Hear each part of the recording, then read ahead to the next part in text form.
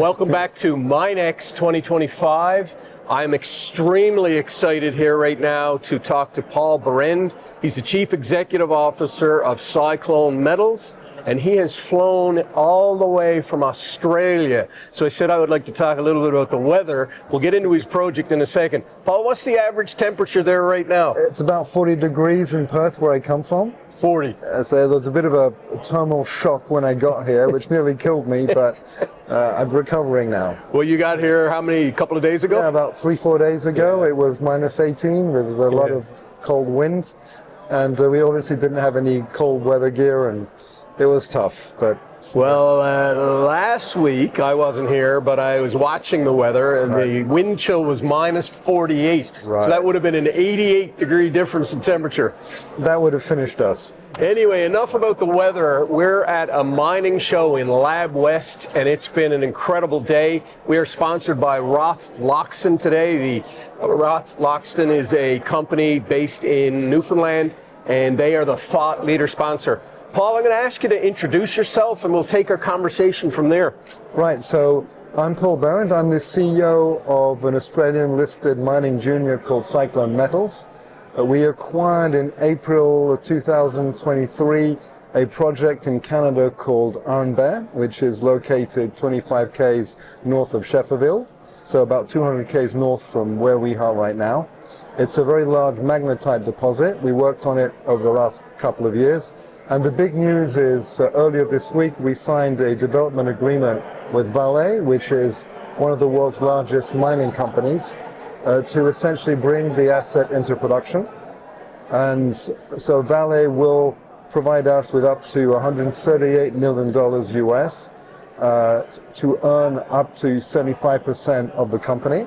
Wow. And those funds will be allocated to take us from where we are now, which is essentially scoping study level, all the way to decision to mine. So very excited about that. Yeah. And Vale has extensive experience operating in Canada. They have the Voisey Bay, former Inco assets, or the Sudbury assets, and they've just been great to work with. Well, that's fascinating. You know, I've done a lot of work on the podcast in various parts of Newfoundland and Labrador. We as locals are incredibly excited about the prospectus of what's going on. From your perspective, give us a little bit of your outside view of what you're seeing and what the potential is here. Well, the Labrador Trough has been producing iron ore for a very long time and has been competing with ores from Brazil and Australia, which are usually referred to as direct shipping ores. And the ores produced in this region of magnetites, they require processing. And historically, direct shipping ores have been cheaper to process because there's very little processing. There's direct shipping, you dig them out of the ground and ship them.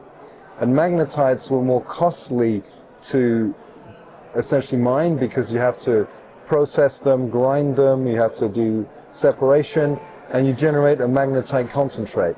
However, these magnetite concentrates get quality premiums which are increasing versus hematites. Really? So the economic balance is shifting back in favor of the type of magnetite ores you have in the Labrador Trough.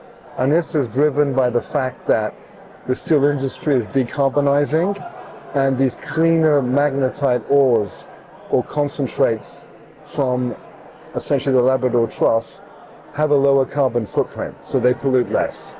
Interesting. So I think that's the high-level picture which is driving this mini boom or revival of mining or iron ore mining in the Labrador Trough. So it's not just Iron Bear, you've also got Champion Iron with their Kami project, you've got IOC doing expansions. So this whole region is sort of waking up, and that's very exciting. Wow. And just tell us a little bit more about your experience. You're the CEO of this company. Obviously, you've got a few years under your belt in the industry. Right. Tell us a little bit about the background that you have, that you're bringing to bear on this. So, look, my background is steel making. So I've got that in my blood, and steel making across the whole value chain, all the way from the ore in the ground, the exploration, to the steel coming out. And I'm been working in Europe. I was head of strategy for Arcelor before it became ArcelorMittal. I worked for Rio Tinto, and I've done a lot of work turning around mines and also developing new projects in Australia, New Zealand, and other parts of the world. Interesting. And so this is my first foray into the great north of Canada, and I'm actually loving it. Yeah. There's an enormous amount of talent, there's exciting resources, and it's a privilege to bring the experience we have in iron ore from Australia and in mining, and to combine that with the talents and experience that is very prevalent here in Labrador City, which is my first time here. But also even in Shefferville, which is a small, remote mining city, but has huge amount of potential.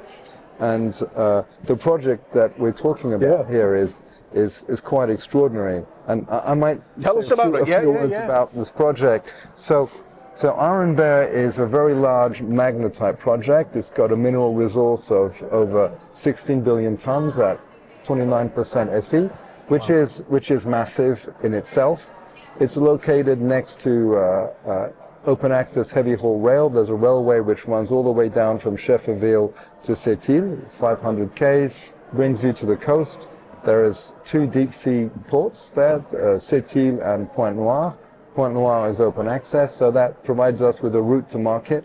And if you're familiar with iron ore is essentially an infrastructure play, and here you actually have a solution to bring the product to market. The other exciting aspect is the access to renewable hydropower, be it Churchill or Manyhek, and that gives you very clean, very cheap magnetite concentrates. One of the big costs for producing a magnetite concentrate, a grinding cost, which comes from power.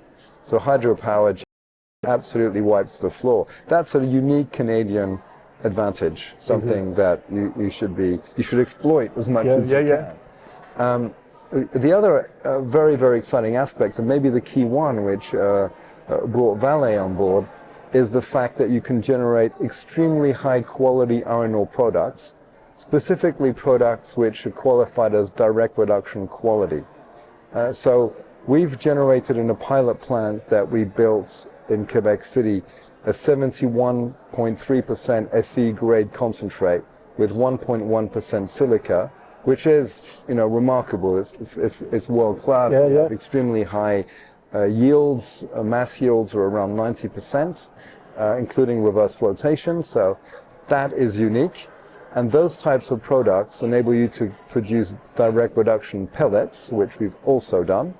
And we're one of the very few juniors in the world who've done that. And we produce very high quality pellets, which are used in very low carbon steel making processes. So typically used in direct reduction steel making processes, which have half the carbon footprint of conventional steel making by the blast furnace route. I might be talking technical gibberish. No, it's very interesting. But the steel industry represents 8% of the carbon emissions in the world, which is massive. And by simply replacing the coal as a reductant by natural gas, which requires moving from a blast furnace type process to a direct reduction process, you can halve that. And that makes a difference. But the key enabler for direct reduction steel making is to have direct reduction. And these are in very short supply, command very high premiums, and this project can produce this critical product. So it's very strategic. It's very exciting to be working on a project which has the potential to move the needle in terms of carbon footprint, sustainability in the steel industry. And that's one of the reasons why we're able to get the interest and eventually the investment of a world-class player like Vale. So these are really exciting times for us.